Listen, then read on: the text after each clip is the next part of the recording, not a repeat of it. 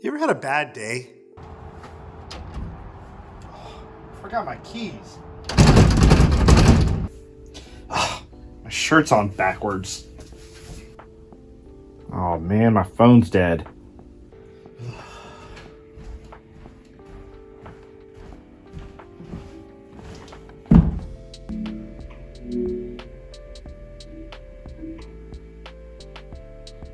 Oh man.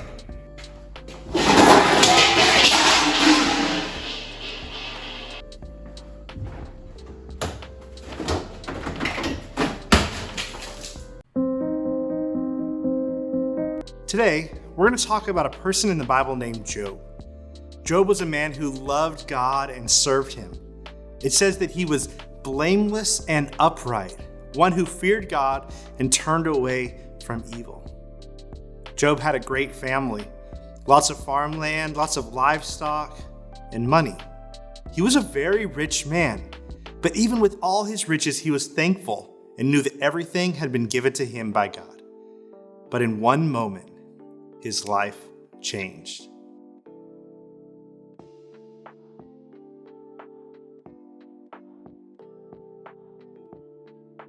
The Bible tells us a story about Satan and God.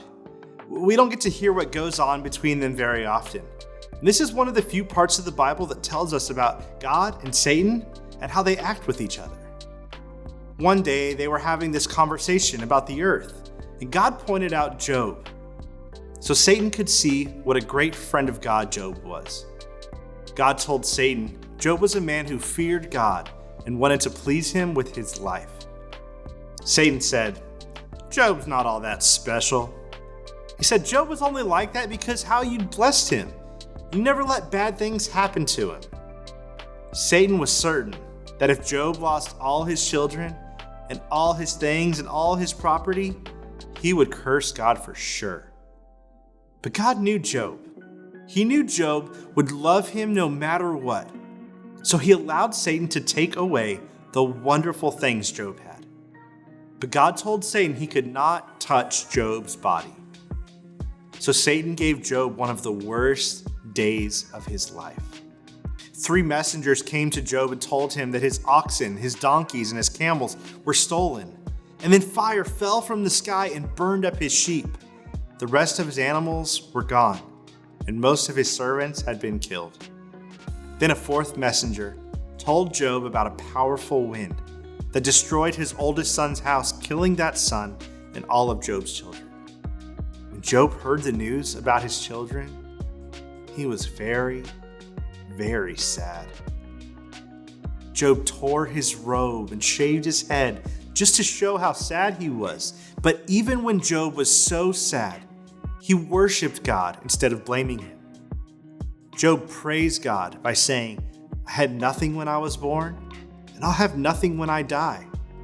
God gives and takes away. Bless his name." Well, that was a very difficult time for Job. His suffering wasn't over. Satan thought for sure that if he took away Job's health, he would turn against God. And once again, God gave Satan permission, but told Satan that he could not kill Job. Satan gave Job big sores from the bottom of his feet to the top of his head. Job tried to make the pain go away, but nothing helped. And then his wife told him that he should just be mad at God and turn away from him. How do you think that made Job feel?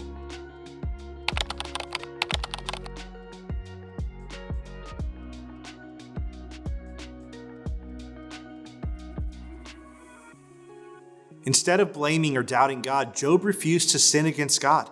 He made a choice to love God and to remain faithful to him. Then finally, Job's friends came to visit him. But when they saw him, they just didn't know what to say. So they just sat on the ground with him for 7 days. Finally, when they decided to speak, what do you think they finally said?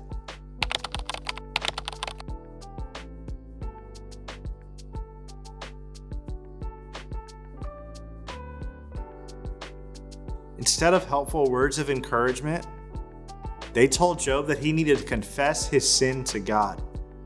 Job responded that he hadn't done anything wrong, but his friends didn't believe him. which only made him more sad.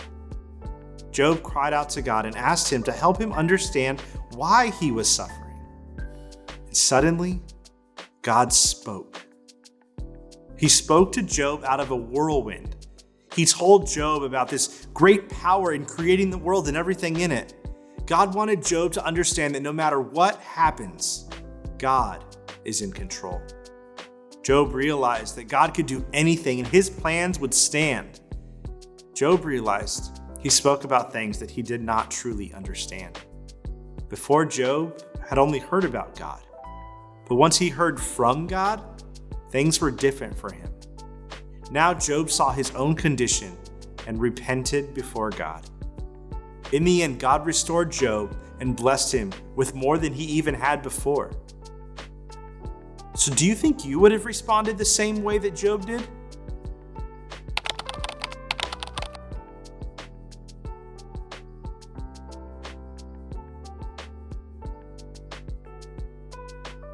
We can learn some things from this story.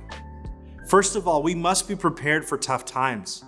Job didn't decide to start following God once bad things happened. He was faithful before, during, and after. Secondly, we can trust that no matter what bad things may happen to us, we can still trust God, who will do what is best for us. Even in tough times, even when things don't look good, God is still a good God and loves us deeply. And lastly, no matter how dark of times may happen, God will never leave us. That means that even in the darkest times, God will still be there for you and me. No matter the sin, no matter how far away you run from God, He will still be faithful. Deuteronomy 31:6 says, "Be strong and courageous. Do not be afraid or terrified because of them, for the Lord your God goes with you. He will never leave you nor forsake you." This Thanksgiving, let's be thankful for all the ways that God has blessed us. And let's remember that our God is a good God, and He is in control, and He will do what's best for us even when we don't know what that means.